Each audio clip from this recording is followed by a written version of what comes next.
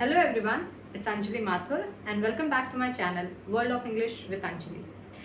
मैंने अपने previous video में आप सबसे बोला था कि हम अब पार्ट्स ऑफ स्पीच स्टार्ट करने वाले हैं, तो आज हम उसका पहला पार्ट स्टार्ट करेंगे जो कि है noun. So we are going to start the first part of speech and it is noun. Noun, I hope so many people knows it's very easy to understand. Like many people think that it is very easy to understand, but still some people gets confused in it. कुछ लोग फिर भी उसमें confused हो जाते हैं कि आखिर नाउन होता क्या है।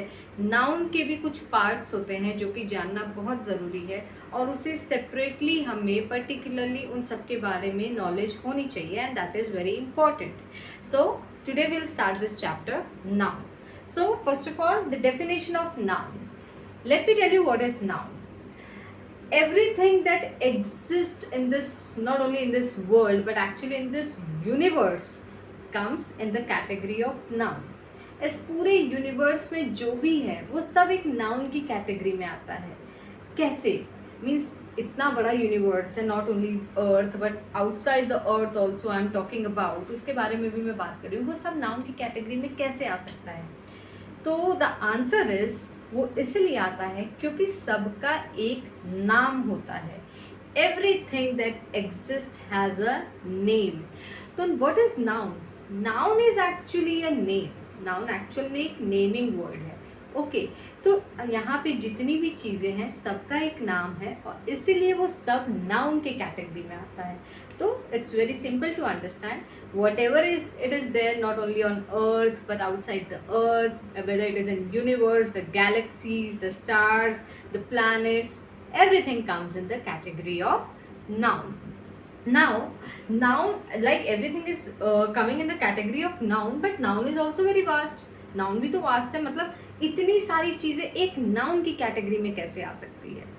This is also a big question. इसका आंसर है कि नाउन के जो पार्ट्स होते हैं, ये सारी चीज़ें, सारे नाम एक्चुअली उन पार्ट्स की कैटेगरी में आते हैं। ओके तो let me start the noun and its parts. The definition of noun is very clear, that whatever exists has a name, and if it is having a name, it comes in the category of noun. It's very simple to understand. So without wasting time, I'll start with the parts of noun. The first part of noun is proper noun. It is proper noun. Now what is proper noun? Let me explain.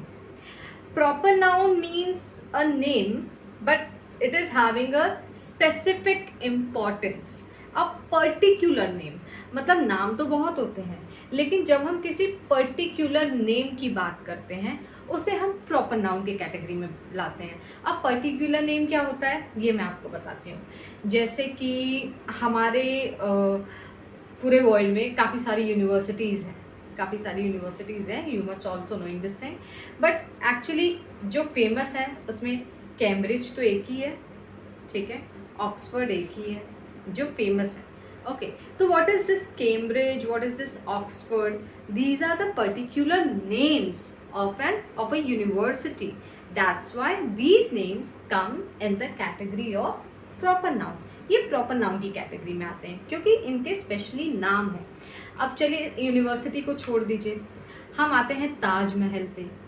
Taj Mahal क्या है? मकबरे तो बहुत हैं, मकबरे तो actually बहुत हैं, हमारे वर्ल्ड में बहुत सारे होंगे, पर ताजमहल बस एक है। वो ताजमहल एक्चुअली एक नाम है। आगरा में भी एक मकबरा है, चलो ठीक है हम मान लेते हैं आगरा में भी एक मकबरा है, बट एक्चुअली हम कैसे जाने कि उसका एक नाम है, वो एक स्पेसिफिक मकबरा है, because it is having a name and that is Taj Mahal. चलो ये तो हम हो गए प्लेसेस पे। हम आते हैं लोगों पे। अब हम लोगों पे आते हैं। Like there are many students in a class. For example एक क्लास में बहुत सारे स्टूडेंट्स हैं, okay, and when a teacher comes in the class, enters in the class, all the students stand up and greet the teachers. सारे students teachers को greet करते हैं, ठीक है, लेकिन अब टीचर को किसी एक पर्टिकुलर पर्सन से, एक पर्टिकुलर स्टूडेंट से काम है। For example if a teacher is saying Riya stand up, Riya stand up, तो ये एक्चुअली जितनी लड़कियां हैं वहाँ पे, जितनी लड़कियों का ग्रुप है, वो सारे ग्रुप तो खड़े नहीं होंगे, वो पूरी लड़कियां तो खड़ी होंगी नहीं सारी की सारी।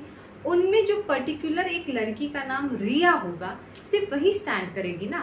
तो this is the meaning of proper noun. Proper noun means having a particular name. लड़कियां तो बहुत है एक क्लास में, बट रिया नाम की लड़की तो एक ही है, तो इसलिए वो रिया वर्ड क्या हो गया, वो रिया वर्ड हमारा प्रॉपर नाउन की कैटेगरी में आता है. तो like this only proper noun has a specific name. What ever a specific name comes in the category of proper noun. उसमें आपके प्लेसेस भी आते हैं, आपके पीपल भी आते हैं, आपके थिंग्स भी आते हैं, एनिमल्स भी आते हैं, बर्ड्स भी आते हैं, लाइक मैनी. हम घर में पेट रखते हैं, एक for example we are having a pet dog, ठीक है, तो like there are many dogs. Okay, like there are many dogs and on stray dogs are there, many dogs are there, but if we are having a particular dog, we keep a name of that dog. हम उस pet dog का एक particular नाम रखते हैं, like Rocky. तो Rocky क्या है, अब अगर हम रॉकी बुलाएंगे तो सारे, अगर गली के कुत्ते हैं जो डॉग्स हैं वो तो सारे आएंगे नहीं, पर्टिकुलर जो हमारा डॉग होगा, जो पेट होगा, जिसका नाम रॉकी होगा, वो रिस्पॉन्ड करेगा. तो it means animals also have a particular name if we are giving it. Okay, if we are giving a particular name to that, it means it is also having a particular name. So all these names comes in the category of proper noun. Okay, so specific name we can say, specific or particular. Particular name comes in the category of proper noun. So I hope it is clear. Now the second category comes of common noun. अभी जैसा मैंने आपको clearly बताया कि particular noun एक particular इंसान या फिर जगह या फिर स्कूल या फिर हॉस्पिटल, यूनिवर्सिटी, कुछ भी हो, उसका नाम होता है.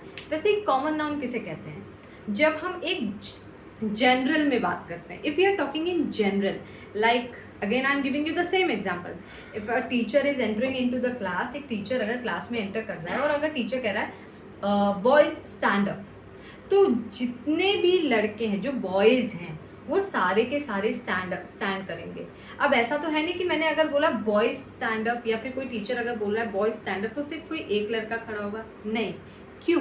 क्योंकि टीचर ने किसी का नाम नहीं लिया, टीचर ने डायरेक्टली बोला boys stand up. It means all the boys of the class will stand. तो what is this word boys? Boys का मतलब होता है हम जनरल में बात कर रहे हैं, जनरल इन द सेंस सारे लड़के. तो वो बॉयज वर्ड हमारा कॉमन नाउन की कैटेगरी में आता है. अब फिलहाल एक और एग्जांपल हम लेते हैं. Like if I am saying my kid goes to school, मेरा बच्चा स्कूल जाता है. My kid goes to school. तो did I take any particular name of the school? No, I didn't take it. मैंने कोई स्कूल का नाम नहीं बताया, मैंने सिर्फ सिंपल में कहा मेरा बच्चा स्कूल जाता है. तो स्कूल तो बहुत है, एक्चुअल में स्कूल बहुत है, तो वो स्कूल वर्ड क्या हो गया, स्कूल वर्ड मैंने जनरल में बोला, एक जनरल स्टेटमेंट में आ गया, तो वो स्कूल वर्ड हमारा कॉमन नाउन की कैटेगरी में आता है. तो जब हम किसी नाम को जनरली यूज़ करते हैं, जनरल कैटेगरी में यूज़ करते हैं, like for example doctors save the patients. Doctors का काम होता है पेशेंट्स को बचाना. तो किसी एक पर्टिकुलर डॉक्टर का काम नहीं होता, वो पूरी डॉक्टर की कैटेगरी, जो पूरी डॉक्टर का ग्रुप है उसका काम होता है पूरे पेशेंट्स के ग्रुप को बचाना. ओके, तो वो डॉक्टर वर्ड क्या हो गया हमारा कॉमन नाउन. क्यों? क्योंकि मैंने किसी एक डॉक्टर के बारे में तो बात नहीं की, मैंने पूरे जितने डॉक्टर्स हैं उन सबके ग्रुप के बारे में बात कर दी. और पेशेंट्स क्या हो गया, पेशेंट्स भी हमारा कॉमन नाउन हो गया. तो वो पेशेंट, क्योंकि मैंने भी फिर यहाँ पे भी मैंने किसी पर्टिकुलर पेशेंट के बारे में बात नहीं की, तो these words come in the category of common noun. तो like general names, general name comes in the category of common noun. Like that, like this only, we are having a third part.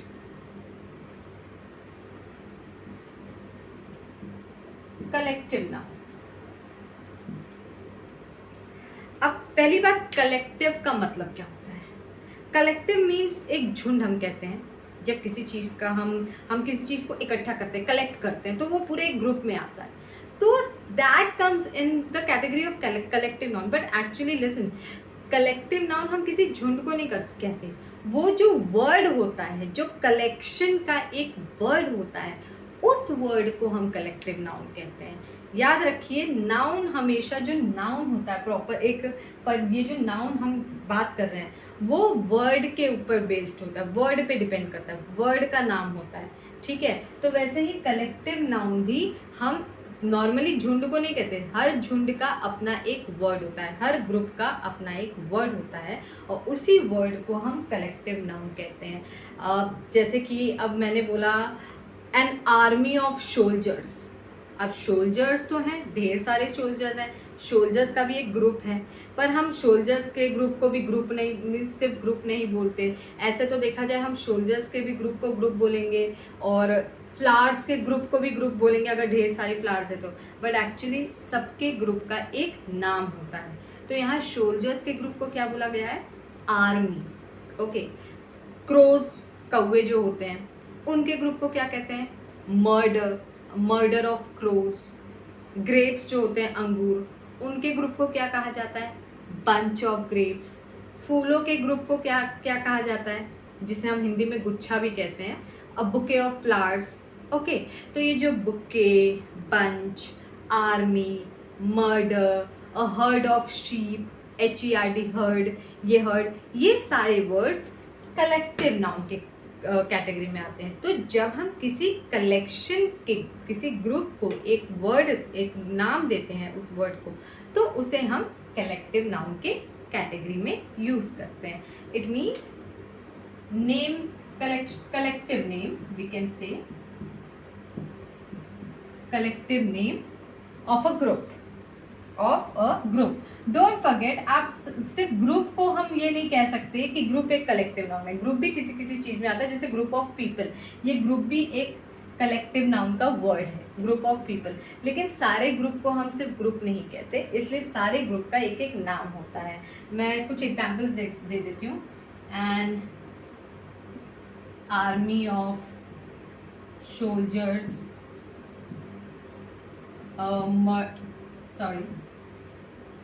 murder of crows। तो ये army, ये murder, ये हमारे collective noun के category में आते हैं। Okay, now moving to the next noun, that is material noun. Now material is very easy to understand. Material means what? Non living thing. जो भी हमारे नॉन लिविंग थिंग्स होते हैं बट जिन्हें हम अपने 5 ऑर्गन्स से सेंस कर सकते हैं। याद रखिएगा, मैं ये लाइन क्यों बोल रही हूँ, क्योंकि इसके बाद जो हम नाउन यूज़ करेंगे उसमें भी ये लाइन बहुत इंपॉर्टेंट होगी, बट डिफरेंट वे में। जब हम मटेरियल नाउन की बात करते हैं तो पहली बात, एक सबसे इंपॉर्टेंट चीज़, मटेरियल नाउन वो होता है जो नॉन लिविंग थिंग होता है, मतलब जिसमें जान नहीं होती, ठीक है। दूसरी चीज़, जिन्हें हम अपने 5 ऑर्गन से सेंस कर सकते हैं, यानी कि हम उसे देख सकते हैं, हम उसे सुन सकते हैं, हम उसे छू सकते हैं, इनफैक्ट हम उसे टेस्ट कर सकते हैं, हम उसे फील कर सकते हैं। तो ये सब क्या है? ये हमारे मटेरियल नाउन के कैटेगरी में आता है। Like table, door, fan, switches, this pen, what are all these things? These comes in the category of material noun। पहली बात तो ये नॉन लिविंग है, इसमें कोई जान नहीं होती। दूसरी बात, हम इन्हें छू भी सकते हैं, हम इन्हें फील भी कर सकते हैं, हमारे पास अगर स्पीकर है तो हम उसे सुन भी सकते हैं।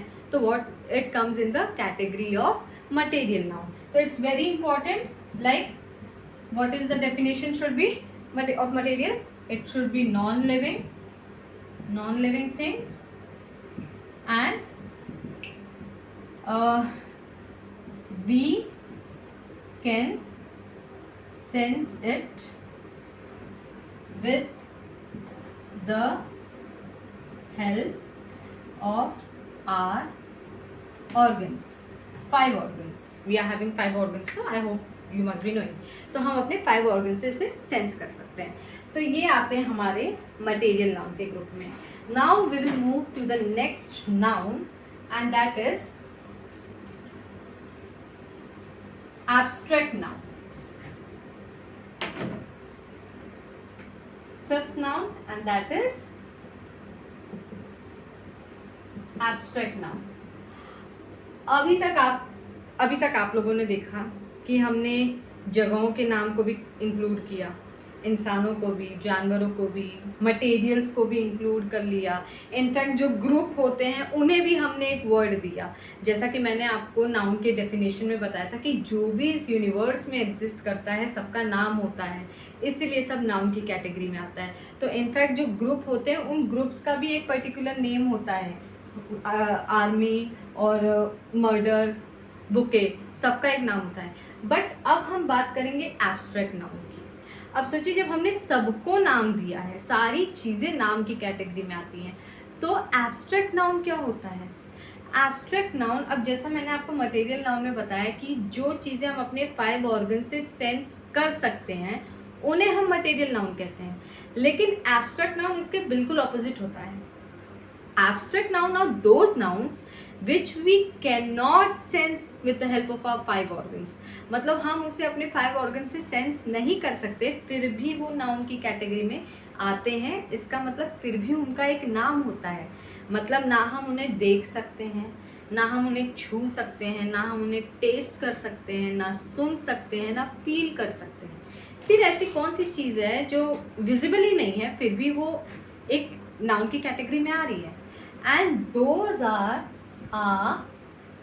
feelings and emotions. Don't forget, हमारे फीलिंग्स, हमारे इमोशंस को भी नाम दिया गया है। Like if we get happy, we also get angry, we get sad, we feel proud. तो ये सब क्या है? प्राउड हो गया, और एंग्री हो गया, हैप्पी हो गया, सैड हो गया, और आई can say that he is an honest person. तो ये ऑनेस्ट वर्ड क्या है? अभी अगर हम किसी को बोल रहे हैं कि ये एक ऑनेस्ट पर्सन है, ये एक सच्चा आदमी है, तो उस आदमी के अराउंड, इर्द गिर्द कहीं ऑनेस्टी तो दिख नहीं रही है आपको। वो ऑनेस्टी आप छू तो सकते नहीं है, वो ऑनेस्टी आप देख नहीं सकते, सुन भी नहीं सकते, फील भी नहीं कर सकते, मीन्स टच नहीं कर सकते। लेकिन हम उन्हें क्या कर सकते हैं? हम फील कर सकते हैं कि know that person is an honest person. Okay, like अगर हम खुश हैं, if we are happy, then happy is not, we can not see happy anywhere around us. हमारे अगल बगल कहीं हैप्पी दिख नहीं रहा है, लेकिन क्या है कि सामने वाला उसे फील कर सकता है। तो एब्स्ट्रैक्ट नाउन की कैटेगरी में हमारे फीलिंग्स और इमोशंस भी आते हैं। तो that's why I told you that whatever exist on this, in this universe, we can say all the things comes in the category of noun, because everything is having a name, in fact our feelings also. So abstract noun means feelings and emotions. Like I gave you some examples: love, hate, angry, sad, proud, intelligent, brave. Soldiers are very brave. This can be an also an example. So these words comes in the category of abstract noun. Now moving to the next noun, compound noun. Now what is compound noun? Compound noun means actually when we join two nouns. जब हम दो noun को जोड़ते हैं तो वो compound noun बन जाता है। जैसे कि, बट उसके बीच में हम कोई कंजंक्शन यूज़ नहीं करते।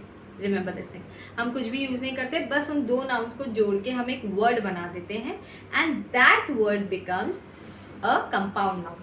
Like I can say joining of two nouns और sometimes two or more nouns, sometimes two or more nouns. तो इसका एग्जाम्पल जैसे मैं आपको देती हूँ, text book. Now this text is also a noun. अगर हम सेपरेटली लें तो इसको एक सेपरेट वे में ले तो टेक्स्ट भी एक नाउन है और बुक भी अपने आप में एक नाउन है. Okay, now if I am saying sunflower, sun भी एक नाउन के कैटेगरी में आता है, सूरज.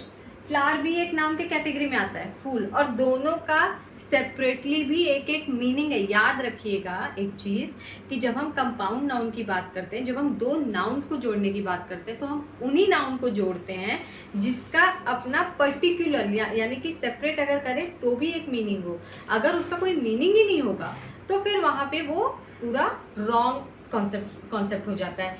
जैसे मैं आपको एक रॉन्ग कॉन्सेप्ट का एग्जाम्पल देती हूँ. Like if I am saying I flower, I flower, for example, I flower. I is a pronoun, okay, and flower is a noun. अब प्रोनाउन जब मैं आपको पढ़ाऊंगी तो मैं आपको बता दूंगी कि नाउन की जगह पे हम कभी कभी प्रोनाउन भी यूज़ करते हैं, वो मैं आपको नेक्स्ट वीडियो में अपने बताऊंगी। फिलहाल आप यहाँ ध्यान दीजिए कि अगर मैंने यहाँ आई यूज़ किया, फ्लावर यूज़ किया, तो ये दोनों मिल के, चलिए ठीक है, इन दोनों का सेपरेट तो एक मीनिंग है, अकेले अकेले अगर हम ले, इंडिविजुअली ले तो एक मीनिंग है, बट जब हम इन दोनों को कनेक्ट करते हैं तो आई फ्लावर करके कोई वर्ड का मतलब नहीं बनता, there is no meaning in this word, okay, तो it is totally useless. But अगर हमने यहाँ दो नाउन्स को कनेक्ट किया तो इनका इंडिविजुअली भी अपने में एक मीनिंग है और ज्वाइन करने के बाद भी इनका अपना एक मीनिंग आता है। Sunflower is the name of a flower, okay, ये एक फूल का नाम है ऑलरेडी सनफ्लावर, तो उसे हम कंपाउंड नाउन कहते हैं जब हम दो नाउन्स को जोड़ते हैं और वो अपने आप में एक मीनिंग कन्वर्ट करते हैं, that becomes compound noun. Now let's move to the next noun. See actually अभी तक तो हम उन कैटेगरीज की बात कर रहे थे जिसमें सारे नाम इंक्लूड होते हैं, सारे जो भी चीज़ है एग्जिस्ट करती है वो सब एक नाम के अकॉर्डिंग इंक्लूड होते हैं इन सारे कैटेगरीज में। किसी में हमारा फीलिंग्स भी इंक्लूड होता है, किसी में मटेरियल, किसी में कॉमन में तो सब कुछ आ जाता है, प्रॉपर में भी एक तरफ से सभी कुछ आता है बट पर्टिकुलरली आता है। बट जब हम अब जो पढ़ेंगे वो है काउंटेबल नाउन। अब काउंटेबल नाउन वो होते हैं जिन्हें हम काउंट कर सकते हैं। जैसे कि अगर हम इंसानों की बात करें तो like two man were fighting with each other, two man were fighting with each other, तो यहाँ हमने क्या किया, इंसानों को काउंट कर लिया, ठीक है। हम मटेरियल्स को बहुत इजीली काउंट कर सकते हैं, हम जगह को भी काउंट कर सकते हैं, like there are 5 schools in my town, मेरे टाउन में 5 स्कूल हैं तो मैंने स्कूल को भी काउंट कर लिया। हम like I am having 2 pet dogs, मेरे पास 2 पेट डॉग है, मैंने जानवर को भी काउंट कर लिया। लेकिन क्या काउंट नहीं हो सकता, लाइक ये सारी चीज़ें तो हम देख सकते हैं, मटेरियल नाउन भी हम छू सकते हैं, सब कुछ कर सकते हैं, तो हम काउंट कर सकते हैं। बट एक्चुअली अब यहाँ पे क्वेश्चन आता है कि एब्स्ट्रैक्ट नाउन हम देख नहीं सकते, हम सुन नहीं सकते, हम छू नहीं सकते, हम टेस्ट नहीं कर सकते, तो जब ऐसी चीज़ों की बात करें तो हम इसे काउंट कैसे कर सकते हैं। तो many people say no abstract noun comes in the category of uncountable noun, वो अनकाउंटेबल नाउन की कैटेगरी में आता है, उन्हें हम काउंट नहीं कर सकते। जैसा कि मैंने अभी बताया कि काउंटेबल नाउन में वो नाउन आते हैं जिन्हें हम काउंट कर सकते हैं। तो क्या एब्स्ट्रैक्ट नाउन को हम काउंट कर सकते हैं, क्या हम अपने फीलिंग्स को, हम अपने इमोशंस को काउंट कर सकते हैं? Some people will say no, in fact many people will say no, but actually we can count some abstract nouns। हम कुछ ऐसे abstract noun हैं जिन्हें हम काउंट कर सकते हैं, जैसे कि हमारे आइडियाज। जब हम आइडियाज की बात करते हैं, हमारा आइडिया हमारे दिमाग में आता है, एवरीवन नोज दिस थिंग, हमारा प्लान, ओके, तो ये सब चीज़ें क्या है, ये हमारे दिमाग में आती है, तो हम कहते हैं ना मेरे पास 2 आइडियाज़ हैं। तो ये क्या किया आपने, एक्चुअली हम आइडिया को देख तो सकते नहीं है, आइडिया भी तो हमारे एब्स्ट्रैक्ट नाउन में ही आता है, वो भी तो एक फीलिंग ही है। आइडिया हमारे दिमाग में आया है बस, we can not see it, we can not feel it, we can not taste it, we can not hear it, we can not touch it, but what we can do, we can feel it. But फिर भी हम उसे count कर रहे हैं, कैसे? Because idea ऐसा abstract noun है जिसे काउंट किया जा सकता है। मैं सारे एब्स्ट्रैक्ट नाउन की बात नहीं करती, लेकिन एब्स्ट्रैक्ट नाउन में भी कुछ ऐसे नाउन्स हैं जिन्हें हम काउंट कर सकते हैं, लाइक आइडियाज़, प्लान्स भी हम बनाते हैं, हमने कल के लिए 2 या 3 प्लान बनाए हैं, ठीक है। एक्सपीरियंस, लाइक अगर आपके साथ फॉर एग्जांपल कोई कुछ अच्छा इंसिडेंट हुआ है, तो मेरे पास इस इंसिडेंट को 2 बार हुआ है, इसका 2 बार का एक्सपीरियंस है मेरे पास, तो यहाँ आपने काउंट क्या बोला, आपने अपने एक्सपीरियंस को काउंट कर दिया। एक्सपीरियंस भी आप देख नहीं सकते, ना कोई आपके अगल बगल देख सकता है, छू नहीं सकता। These are also coming into the category of abstract nouns only, because these are also the feelings and emotions that we can only feel that, but still we are counting. Again I am repeating, सारे abstract nouns को आप count नहीं कर सकते, लेकिन कुछ abstract noun है जो आपके काउंटेबल नाउन में आते हैं। तो countable noun is very easy to understand, whatever you can count. You can count proper noun, you can count common noun, you can count collective is already a group, तो वो तो group की बात हो गई. You can count material noun and even you can count sometimes abstract noun also. And coming to the last noun, and that is uncountable. As I told you कि abstract noun तो वैसे ज़्यादातर आपके uncountable noun की category में आता है, ठीक है. तो अब जैसे हम uncountable noun की बात करें, like still there are very easy examples to understand. Water, milk, oil, sand, hair, these all comes in the category of uncountable. Why? We cannot count it. हम इन्हें काउंट नहीं कर सकते. बट अगर कोई आपसे पूछे कि क्या आप इन्हें काउंट कर सकते हैं, तो again my answer will be कि many people will say no, it's not possible to count hair, it's not possible to count milk, it's not possible to count water and oil. But there is also one method to count these some kind of uncountable nouns. ऐसे कुछ uncountable nouns हैं जिन्हें हम count कर सकते हैं. उसका एक तरीका है, वो तरीका है मेजरमेंट. जब हम किसी चीज़ को मेजर करते हैं तो देखा जाए तो हम तो उसे काउंट ही कर रहे हैं. Like if I am saying I bought 2 liters of milk, मैं 2 लीटर दूध लेके आई. So what I'm doing, I'm actually measuring the milk, I'm actually counting the milk. So that's why this milk is also coming in the category of countable but in a different method. हम ऐसे नहीं count कर सकते कि ये दूध normally एक glass में आ गया, चलो इसे काउंट करके बताओ, नहीं. लेकिन हम उसे नाप सकते हैं, यानी कि मेजर कर सकते हैं. तो जब हम किसी चीज़ को मेजर कर रहे हैं तो वो भी तो हम उसे नंबर की कैटेगरी में ला रहे हैं. 2 liters of milk, 5 liters of oil, 1 jug water. तो ये हम क्या कर रहे हैं, ये हमने मेजर किया. लेकिन 1 jug वाटर को हम काउंटेबल नाउन नहीं बोलेंगे क्योंकि जग में कोई मेजरमेंट नहीं है. तो जहाँ हम चीज़ों को मेजर कर सकते हैं, अनकाउंटेबल नाउन को हम मेजर करते हैं, उसे भी हम समटाइम्स काउंटेबल नाउन की कैटेगरी में ला सकते हैं. But only when it is measured with numbers. जब वो सिर्फ नंबर से मेजर किए जाएं तभी हम काउंटेबल नाउन में ला सकते हैं, अदरवाइज नहीं. तो with this I hope my this lesson, my this video, it will be very useful for the students mostly to understand, because still many students don't know the parts of noun and even the difference between countable, uncountable, what is abstract and what is compound. तो फिर I think कि मेरा ये जो video है वो ज़्यादातर students, खास करके जो कॉम्पिटिटिव एग्ज़ाम्स भी देते हैं, उन सब के लिए काफ़ी ज़्यादा हेल्पफुल होगा. और जिन्हें सीरियसली, मैंने जैसा अपने फर्स्ट वीडियो में कहा था कि मेरा फोकस ग्रामर पे बहुत रहेगा, तो अगर जिन्हें ग्रामर सीखने में थोड़ा सा भी इंटरेस्ट है तो हम डायरेक्ट किसी बड़े लेसन पे जंप नहीं कर सकते, बड़े टॉपिक पे जंप नहीं कर सकते. हमें हमेशा स्टार्ट बहुत स्मॉल चीज़ों से करना पड़ता है. लेकिन बहुत लोग ये भूल जाते हैं कि ये स्मॉल टॉपिक्स भी एक्चुअली बहुत मैटर करते हैं. So I hope this video was very useful for you. So I please request you, don't forget to like, share and subscribe my channel. Thank you. Jai Hind.